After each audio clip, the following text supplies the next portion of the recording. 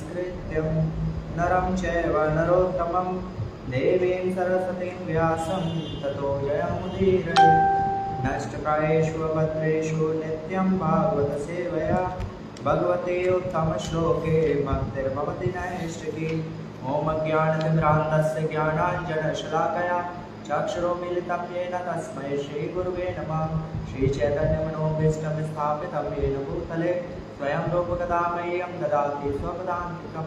वन्देऽहं श्रीगुरुं श्रीयुतपदकमलं श्रीकृष्णवांश्च श्रीरूपं साग्रजातं सयगढरघुनाथं नितं तं सजीवं सावधेतं सावधूतं परिजनसहितं कृष्णचैतन्यदेवं श्रीराधाकृष्णपादान् सयगढललिता श्रीविशाखान्वितांश्च।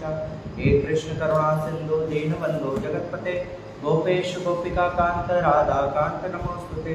तप्तकाञ्चन गौराङ्गे श्रीराधे वृन्दावनेश्वरी वृषभानुसुते देवी प्रणमामि हरिप्रिये। वाञ्छाकल्पतरुभ्यश्च कृपा सिन्धुभ्यैव च पतितानां पावनेभ्यो वैष्णवेभ्यो नमो नमः। जय श्री कृष्ण चैतन्य प्रभु नित्यानंद श्री अद्वैत गदाधर श्रीवासादि गौर भक्तवृंद। हरे कृष्णा कृष्ण कृष्ण हरे हरे हरे राम राम राम हरे हरे। हरे कृष्णा। कल हमने श्रीमद् भागवतम के प्रथम स्कंद के प्रथम अध्याय पर चर्चा की थी। आज हम दूसरे अध्याय पर चर्चा करेंगे और प्रयास करेंगे कि पूरे अध्याय पे आज चर्चा हो जाए। बहुत सुंदर अध्याय है, भक्ति के गूढ़ रहस्यों के विषय में इसमें बताया गया है।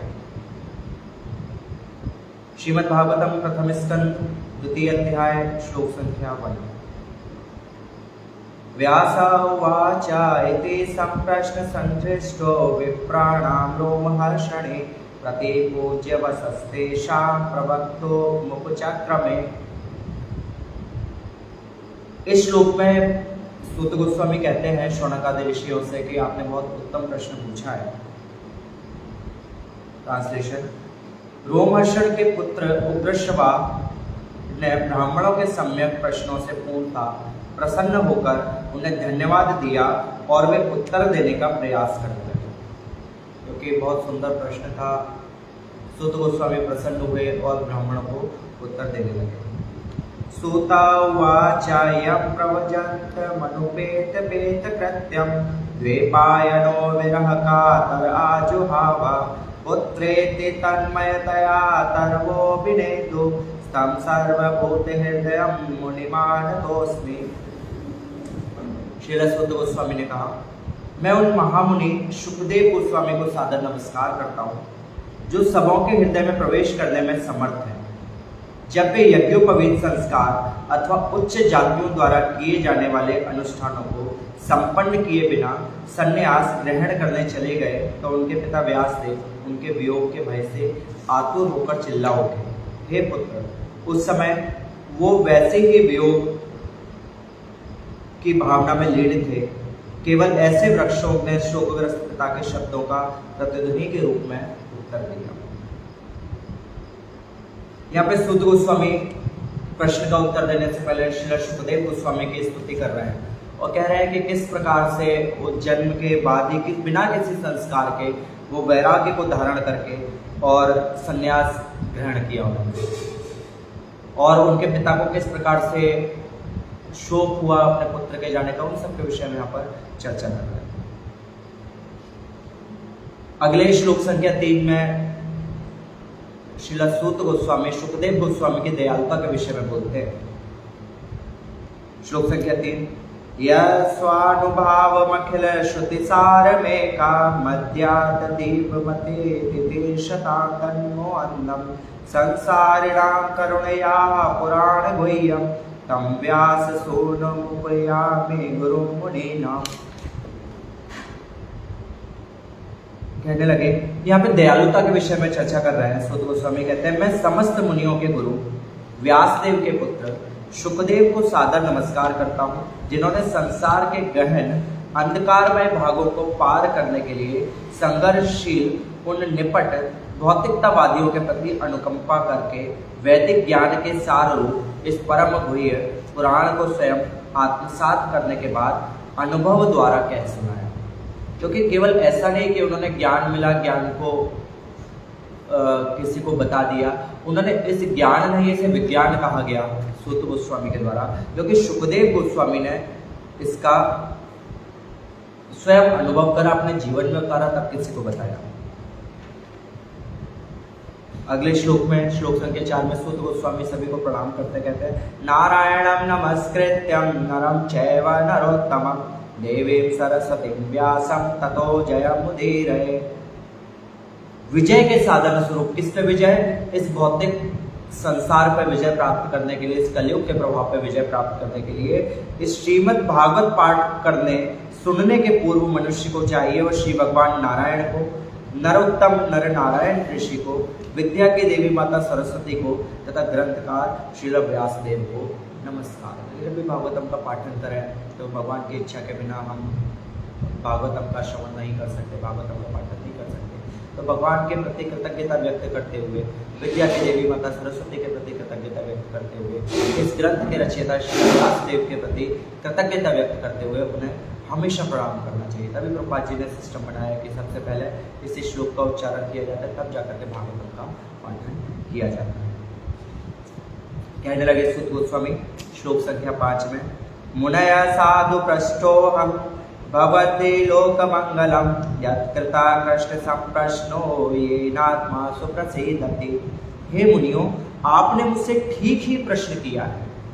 आपके प्रश्न उत्तनीय है क्योंकि उनका संबंध भगवान कृष्ण से है और इस प्रकार वे विश्व कल्याण के लिए है। ऐसे प्रश्नों से ही पूर्ण आत्मतुष्टि हो सकती है।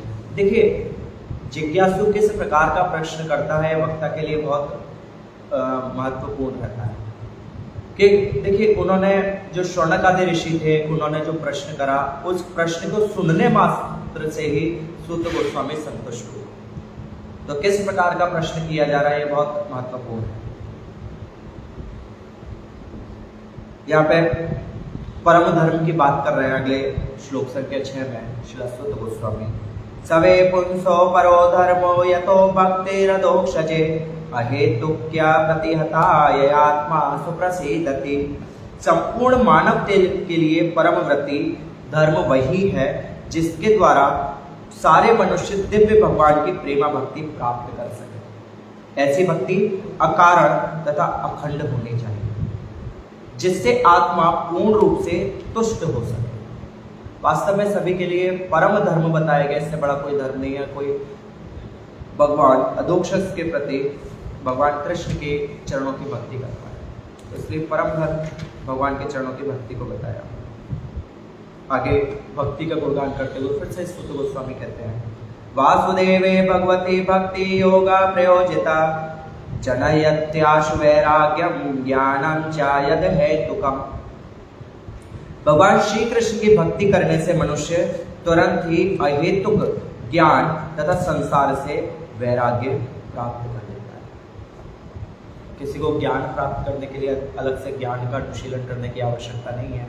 किसी को वैराग्य को धारण करने के लिए आवश्यकता नहीं है। केवल वो भक्ति करे, भक्ति से ही संसार के प्रति आसक्ति कम हो जाएगी, भक्ति से ही ज्ञान का अनुशीलन भी हो जाएगा। क्योंकि सारे ज्ञान की परिपक्वता यही है कि भगवान के चरणों की भक्ति हो, और वो भगवान की भक्ति कर रहे हैं तो उसे किसी प्रकार के भौतिक और बाह्य ज्ञान की आवश्यकता नहीं है।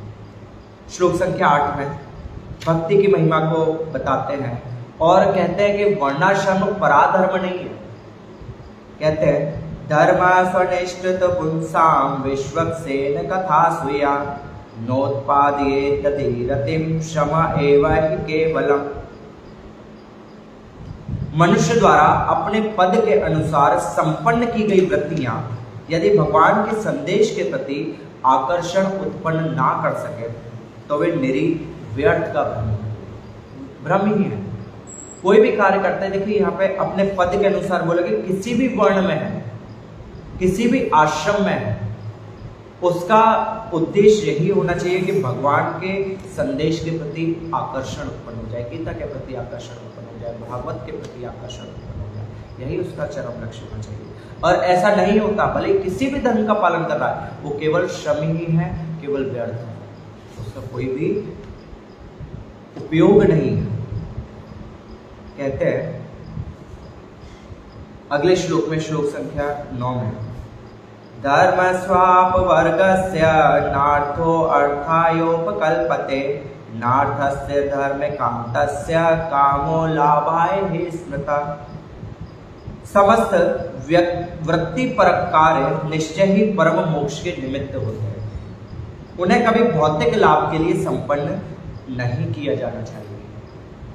इससे भी आगे ऋषियों के अनुसार जो लोग परम वृत्ति धर्म में लगे हैं, उन्हें चाहिए कि इंद्रिय तृप्ति के संवर्धन हेतु भौतिक लाभ का उपयोग कदापि नहीं करना चाहिए। सारे कार्य जो भी कार्य है, प्रत्येक कार्य करने का उद्देश्य कृष्ण की प्रसन्नता होना चाहिए। कोई भी कार्य करें कृष्ण की प्रसन्नता के लिए उस कार्य को करें। यहाँ पे सुत गोस्वामी शौनकादि ऋषियों से कह रहे हैं। अगले श्लोक में बोलते हैं कि वास्तविक जीवन की इच्छा क्या है, वो बता रहे हैं श्लोक संख्या 10 में। कामस्य नेन्द्र प्रीति लाभो जीवेत यावता जीवस्य तत्व जिज्ञासा नार्थो यज्ञेश कर्मभि। कि जीवन की इच्छाएं इंद्रिय तृप्ति की ओर लक्षित नहीं होनी चाहिए। मनुष्य को केवल स्वस्थ जीवन की या आत्म संरक्षण की कामना करनी चाहिए, क्योंकि मानव तो परम सत्य के विषय में जिज्ञासा करने के निमित्त बना है। मनुष्य की वृत्तियों का इसके अतिरिक्त अन्य कोई लक्ष्य नहीं होना चाहिए। केवल वास्तविक इच्छा क्या होनी चाहिए कि परम सत्य के विषय जिज्ञासा, कृष्ण विषयक जिज्ञासा ही इच्छा होनी चाहिए, कोई दूसरी इच्छा नहीं होनी चाहिए। क्योंकि मनुष्य का जीवन इसी के लिए करा है, लक्ष्य प्राप्ति के लिए बना है, कोई इंद्रिय भोग के लिए नहीं बना है।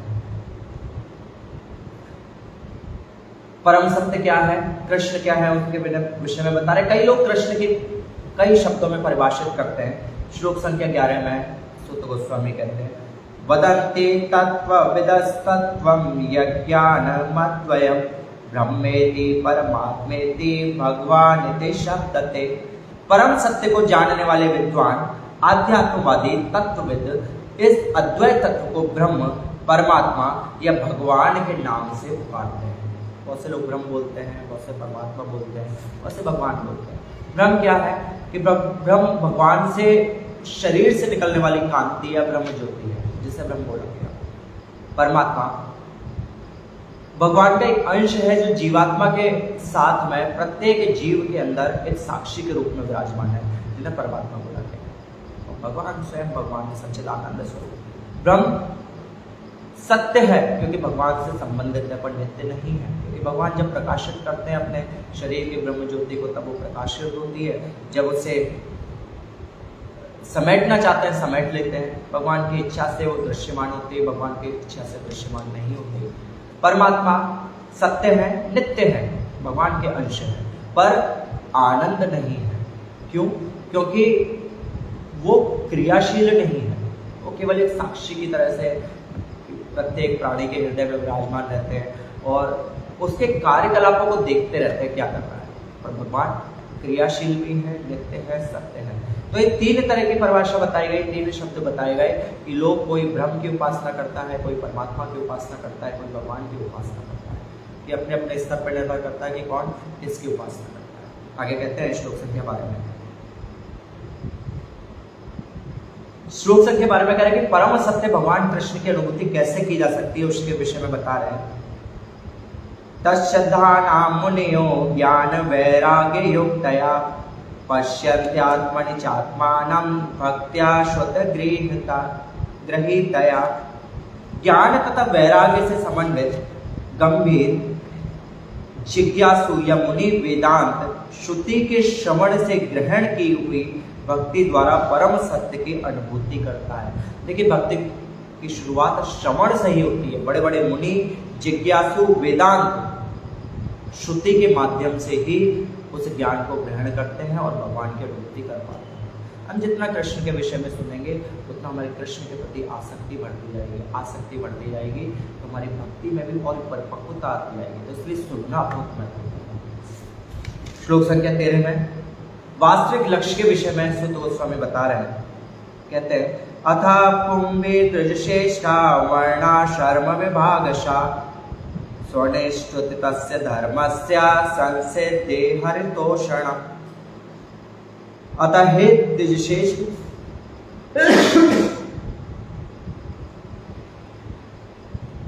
निष्कर्ष यह निकलता है कि वर्णाश्रम धर्म के अनुसार अपने कर्तव्यों को पूरा करने से जो परम सिद्धि प्राप्त हो सकती है वह है भगवान को प्रसन्न करना। कोई भी कार्य करें, उस कार्य की परम सिद्धि यह है कि भगवान को प्रसन्न करना। किसी भी आश्रम में हो, किसी वर्ण के हो, किसी भी जाति के हो, उसका अपने धर्म का निर्वाहन करते हुए लक्ष्य यही होना चाहिए कि श्री भगवान को प्रसन्न करना। वही चरम सिद्धि है, वही परम सिद्धि।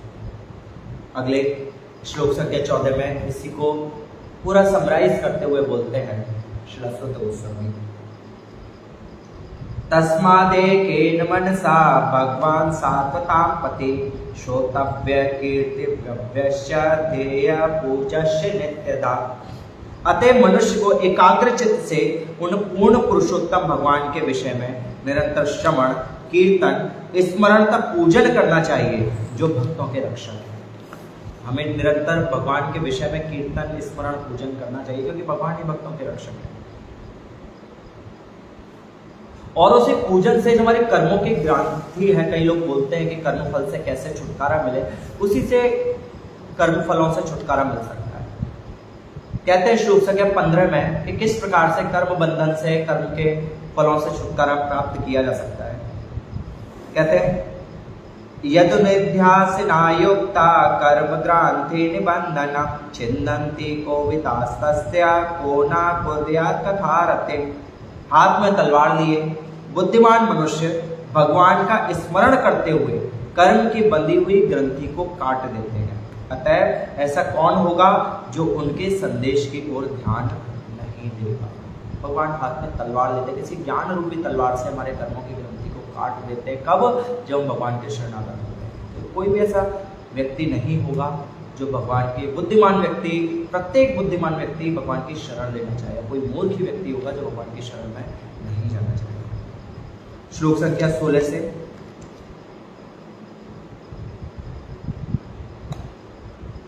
भक्ति के विषय में बता रहे हैं कि भक्ति का किस प्रकार से उन्नति की जा सकती है, क्या क्या स्तर होते हैं भक्ति के। श्लोक संख्या 16 से 22 तक भक्ति में उन्नति कैसे होती है, कैसे भक्ति को परिपक्व करते हैं, उसके विषय में चर्चा कर रहे हैं। कहते हैं श्लोक संख्या 16, शोषवो शतनानस्य वासुदेव कथा रुचि स्याद् सेवया विप्रा पुण्य तीर्थ निवेशना। देखिए शुश्रो के श्रवण, भक्ति का पहला जो स्तर बताया गया, भक्ति का परिपक्व अवस्था में पहुंचने से पहले सबसे पहला स्तर है श्रवण, सुनना। किसके विषय में सुनना? वासुदेव कथा रुचि, भगवान की कथा में रुचि के साथ में सुनना, भगवान की कथा को सुनना। श्रद्धया, दूसरा स्तर है श्रद्धा। सुनेंगे बिना श्रद्धा के तो उस कथा का लाभ नहीं मिलेगा, श्रद्धा के साथ। तीसरा बताया स्नान महत सेवया। महत सेवया किसकी सेवा? शुद्ध भक्तों की सेवा करके, यानी कि साधु संत भक्तों के मुख से सुनना। किसी भक्त की सेवा उसके मुख से श्रवण करना ही है। और पुण्य तीर्थ निवेशना, और यही से भजन क्रिया का प्रारंभ होगा जब हमारे अंदर श्रद्धा होगी, श्रद्धा के साथ में भगवान की कथा में रुचि होगी, भगवान की कथा की रुचि के साथ साथ हम शुद्ध भक्तों की सेवा कर पाएंगे तो हमारी भजन क्रिया प्रारंभ हो जाएगी। 4 इसमें स्टेप बताए भक्ति के। पहला श्रद्धा, दूसरा साधु संग, तीसरा भजन क्रिया और चौथा बताया भगवान की कथा में रुचि। अगले श्लोक में बोलते हैं श्लोक संख्या 17 में, श्रवणताम सथा स्वकथा कृष्णा पुण्य श्रवण कीर्तना हृदयस्तत्तो हाथ भद्राणी विद्नोति सुहसना। अनुवाद, प्रत्येक हृदय में परमात्मा स्वरूप स्थित तथा सत्यनिष्ठ भक्तों के हितकारी भगवान श्री कृष्ण उस भक्त के हृदय से भौतिक भोग की इच्छा को हटाते हैं जिसने उनकी कथाओं को सुनने में रुचि उत्पन्न कर दी है, क्योंकि ये कथाएं ठीक से सुनने तथा कहने पर अत्यंत पुण्यप्रद है। देखिए, जब भजन क्रिया प्रारंभ होती है, इसमें दो भक्ति के स्तरों के विषय में चर्चा हुई। पहला भजन क्रिया, दूसरा अनर्थ निवृत्ति। जब भजन क्रिया प्रारंभ हो जाएगी तो स्वतः ही अनर्थ निवृत्ति हो जाएगी। अनर्थ निवृत्ति के लिए कोई कुछ दूसरा करने की आवश्यकता नहीं होगी, स्वतः अनर्थ निवृत्ति हो जाएगी। श्लोक संख्या 18 में फिर भक्ति के दो स्तरों के विषय में बता रहे हैं। कह रहे नष्ट प्रायेषु अभद्रेषु नित्यं भागवत सेवया भगवती उत्तम श्लोके भक्तिर्भवति नैष्ठिकी। अनुवाद, भागवत की कक्षाओं में नियमित उपस्थित रहने तथा शुद्ध भक्त की सेवा करने से हृदय के सारे दुख लगभग पूर्णतः विनष्ट हो जाते हैं और उन पुण्य श्लोक भगवान में अटल प्रेमा भक्ति स्थापित हो जाती है, जिनकी प्रशंसा दिव्य गीतों से की जाती है। देखिए, यहाँ पे भक्ति के 3 स्तर बताए गए हैं। हमने लास्ट श्लोक में बताया था कि अनर्थ निवृत्ति, इसमें बताया अनर्थ निवृत्ति होगी तो भगवान के प्रति निष्ठा बढ़ जाएगी, और निष्ठा बढ़ेगी तो तीसरा स्तर बताया रुचि अपने आप हो जाएगी। अनर्थ निवृत्ति की पूर्णतः विनष्ट हो गए और उन पुण्य श्लोक भगवान में अटल यानी कि निष्ठा बढ़ गई और प्रेमा भक्ति स्थापित हो जाती है कि निष्ठा के साथ रुचि हो गई, स्थापित हो गई। अब वो रुचि कम नहीं हो सकती। 3 स्तर बताए इसमें भक्ति के, अनर्थ निवृत्ति, निष्ठा और उसके बाद का स्तर रुचि। श्लोक संख्या 19 में फिर से बोलते हैं श्रील अश्वत्थ गोस्वामी, तदा रजस्तमो भावा कामलोपादयश्चये चेत एतेरनाविद्धा स्थितम सत्वे प्रसीदति। यहाँ पर भी देखिए 2 भक्ति के स्तर बताए हैं। अनुवाद, जो ही हृदय में अटल प्रेमा भक्ति स्थापित हो जाती है, प्रकृति से के रजोगुण तथा तमोगुण के प्रभाव जैसे काम, इच्छा तथा लोभ हृदय से लुप्त हो जाते हैं, तब भक्त सत्व गुण में स्थित होकर परम सुखी हो जाता है। भक्त क्या होगा? सत्व गुण में स्थित हो जाएगा और परम सुखी हो जाएगा। देखिए यहाँ पे 2 बताए, रुचि होगी, रुचि से आसक्ति हो जाएगी, अटैचमेंट हो गया। पहले तो थोड़ी सी रुचि हुई थी, पर रुचि से ही आसक्ति हो गई, अटैचमेंट हो गई। कि जो ही हृदय में अटल प्रेमा भक्ति स्थापित हो जाती है, यानी कि रुचि हो गई, प्रकृति के रजोगुण तथा तमोगुण के प्रभाव जैसे काम, इच्छा तथा लोभ हृदय से लुप्त हो जाते हैं। जब लुप्त हो गए तो स्वतः ही भगवान के प्रति आसक्ति हो जाएगी। आसक्ति के लिए कोई दूसरा उपाय नहीं करना पड़ेगा। श्लोक संख्या 20 में भी भक्ति के 2 स्तर बताए गए हैं। क्या कहते हैं श्रील अश्वत्थ गोस्वामी, एवं प्रसन्न मनसो भगवत भक्ति योगता भगवत तत्व विज्ञानम मुक्त संगस्य जायते। अनुवाद, इस प्रकार शुद्ध सत्व में स्थित होकर जिस मनुष्य का मन भगवान की भक्ति के संसर्ग से प्रसन्न हो चुका होता है, उसे समस्त भौतिक संगति से मुक्त होने पर भगवान का सही वैज्ञानिक ज्ञान, विज्ञान तत्व प्राप्त होता है। देखिए, आसक्ति हुई, आसक्ति से भाव दशा हो, इसने बताया भाव दशा आई और भाव दशा से प्रेम आ गया। यहाँ पे विज्ञान तत्व के भगवान का सही वैज्ञानिक ज्ञान यानी कि प्रेम, उसका जो ज्ञान ग्रहण करा था उसको अपनी क्रिया में ले आया, अपने अंतःकरण में लेकर गया। श्लोक संख्या 21, विद्यते हृदय ग्रंथिश्चन्ते सर्व संशया क्षीयन्ते चास्य कर्माणि दृष्ट एवात्मनीश्वरे। अनुवाद, इस प्रकार हृदय की गांठ भिद जाती है और सारे संशय छिन्न भिन्न हो जाते हैं। जब मनुष्य आत्मा को स्वामी के रूप में देखता है तो सकाम कर्मों की श्रृंखला समाप्त हो जाती है। जब प्रेम के स्तर पर पहुंच गया, ये भक्ति करने का परिणाम बताया, तो क्या सारे के सारे जो अवगुण है सब नष्ट हो जाएंगे, हृदय की गांठ भिद जाएगी और सारे संशय छिन्न भिन्न हो जाएंगे। क्योंकि जब तक संशय रहेंगे, भगवान गीता में बोलते हैं संशय आत्मा विनश्य। आगे कहते हैं श्लोक संख्या 22 में साधन भक्ति के विषय में बता रहे हैं। कहते हैं,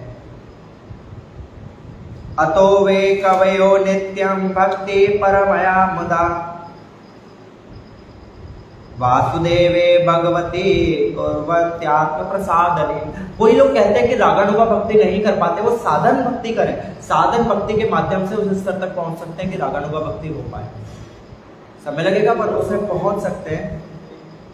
तो इसलिए कहते हैं कि साधन भक्ति में भी कोई कठिनाई नहीं है, साधन भक्ति करेंगे उससे भी भगवत प्राप्ति हो सकती है। अनुवाद, अतएव निश्चय ही सारे आध्यात्मवादी अनंत काल से अत्यंत प्रसन्नता पूर्वक भगवान श्री कृष्ण की भक्ति करते आ रहे हैं, क्योंकि ऐसी भक्ति आत्मा को प्रमुदित करने वाली है। जो भी ऐसी भक्ति करता है आत्मा बहुत प्रसन्न हो जाती है। साधन भक्ति करें, साधन भक्ति की परिपक्व अवस्था है कि रागानुग भक्ति का प्रारंभ होना, रागानुग भक्ति की परिपक्व अवस्था है कि भगवान के प्रति शरणागत होना। श्लोक संख्या 23 में से 29 तक विस्तार से बताया गया कि केवल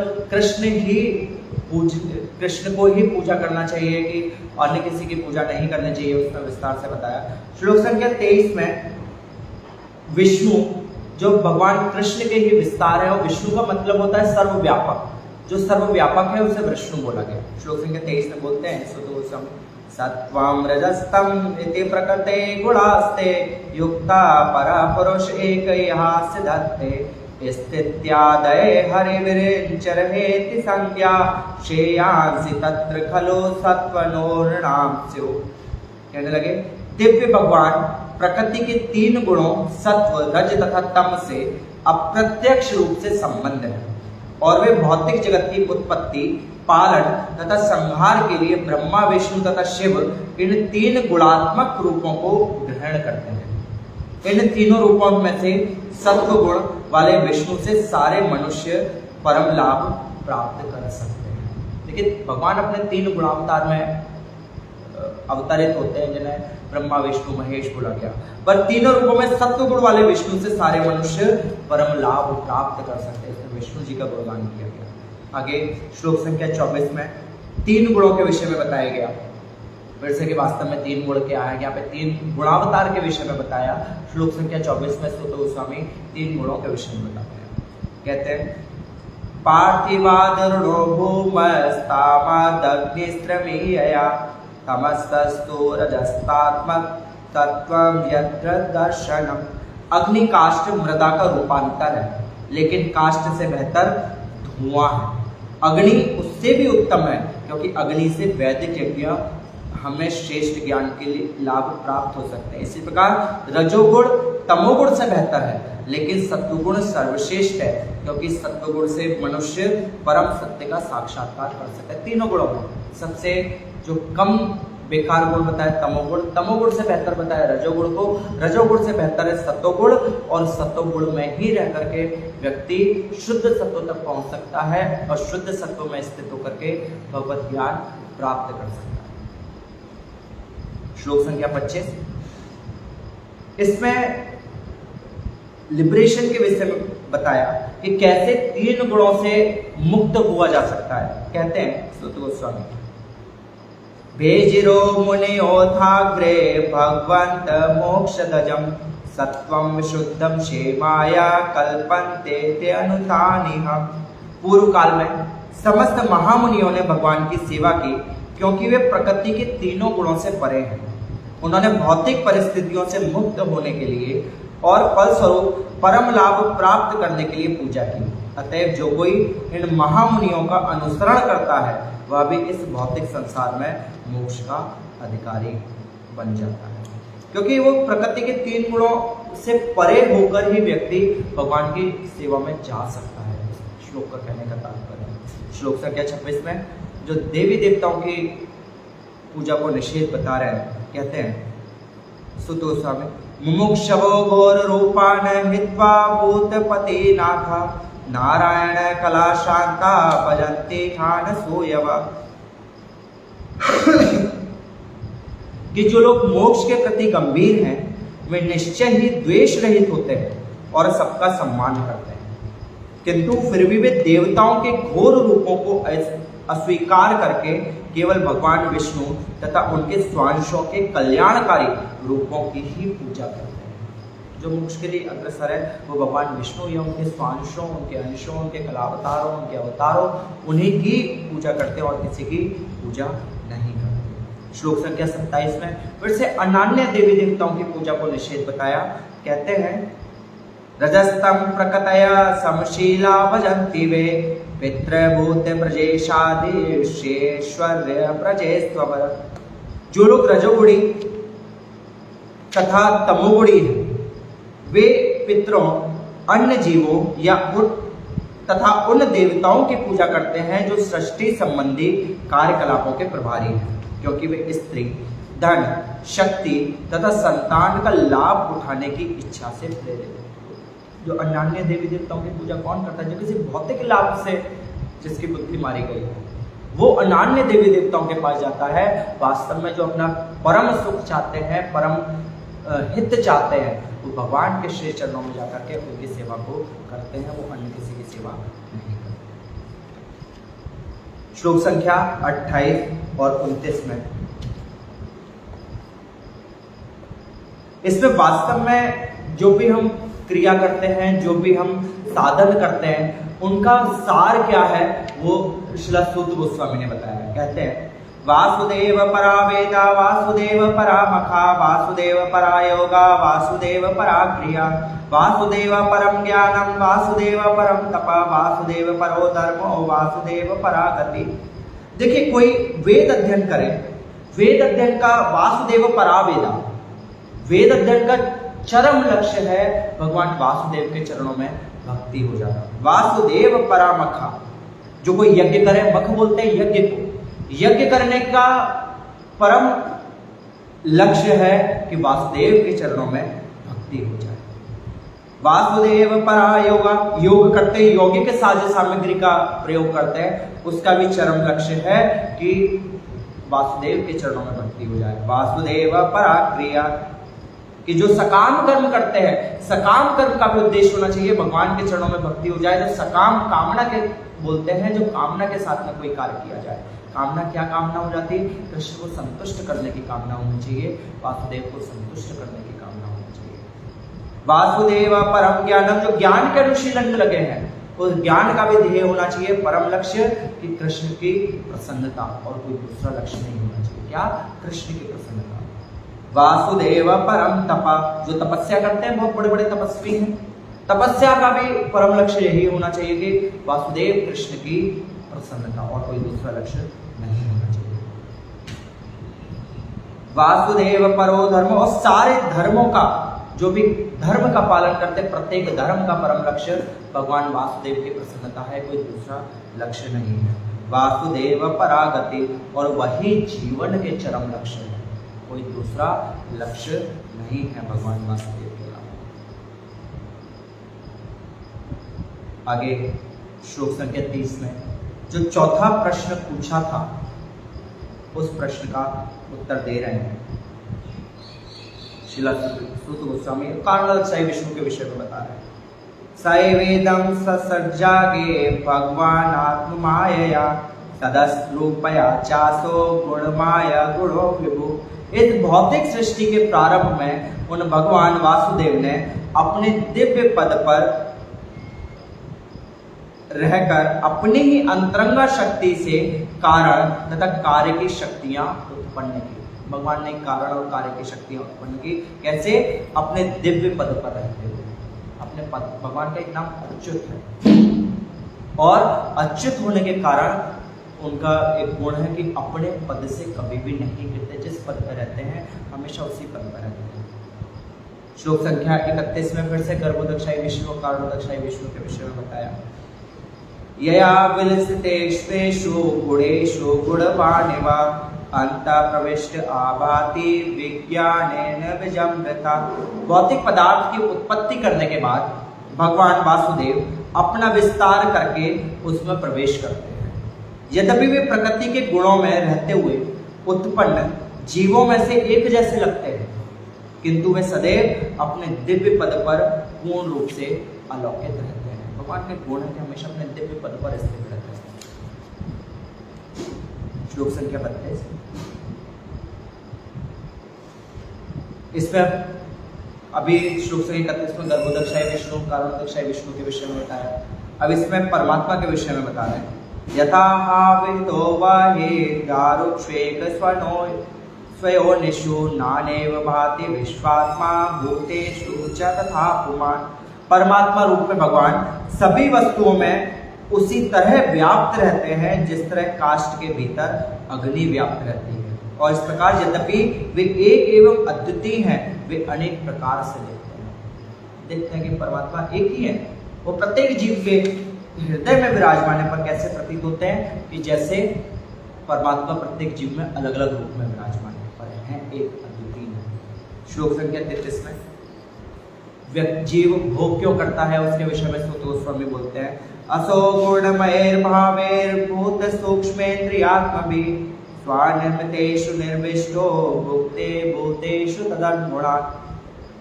भौतिक जगत के 3 गुणों से प्रभावित हुए जीवों के देह में परमात्मा प्रविष्ट होते हैं और सूक्ष्म मन के द्वारा 3 गुणों के फल भोगने के लिए जीवों को प्रेरित करते हैं।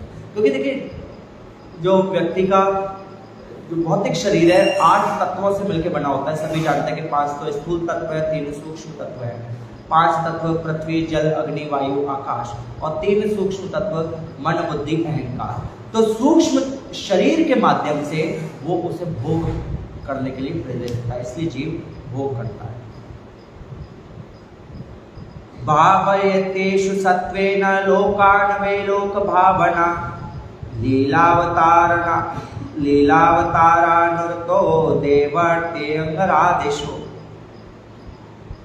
इसमें श्लोक संख्या 34 में तीसरे क्वेश्चन का उत्तर देते हुए बोल रहे हैं, इस प्रकार सारे ब्रह्मांडों के स्वामी देवताओं, मनुष्यों तथा निम्न पशुओं से आवासित सारे ग्रहों का पालन पोषण करने वाले हैं। वे अवतरित होकर शुद्ध सत्व गुण में रहने वालों के उद्धार हेतु लीला करते हैं। क्यों प्रकट होते हैं? जो शुद्ध सत्व में रहते हैं, शुद्ध सत्व गुण में रह करके उनके उद्धार के लिए लीला करते हैं, इसलिए भगवान अवतरित होते हैं। आज की चर्चा को यही समाप्त करेंगे। कल का जो हमारा भाग रहेगा अध्याय 3, उसमें बहुत सुंदर भगवान के विभिन्न अवतारों के वर्णन है और कैसे भगवान लीला करते हैं उसके विषय में वर्णन है। कल उस पर चर्चा करेंगे। हरे कृष्णा। जय श्री श्री जगन्नाथ बलदेव सुभद्रा महारानी की जय। ग्रंथराज श्रीमद् भागवतम की जय। श्री प्रभुपाद की जय। निताई गौर प्रेमानंदे हरि हरि बोल। वांछा कल्पतरुभ्यश्च कृपा सिंधुभ्यो च पतितानां पावनेभ्यो वैष्णवेभ्यो नमो नमः। अनंत कोटि वैष्णव की जय। वैष्णव ठाकुर श्री प्रभुपाद की जय। निताई गौर प्रेमानंदे हरि। हरे कृष्ण। बहुत बहुत धन्यवाद।